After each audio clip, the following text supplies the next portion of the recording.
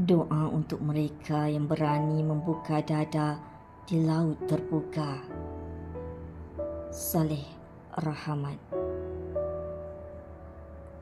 Global Sumut Flotilla. Dengan apakah dapat kusampaikan? Laut luas, tanah jauh, gelombang tebal, langit tinggi. Gemuruh dada tidak terlawan, detik adalah makhluk. Semua takluk, hanya satu jalan.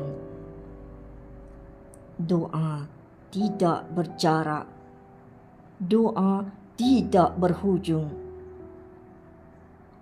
Kepadamu aku berserah, lindungi mereka di laut sana yang membuka dada di depan petaka.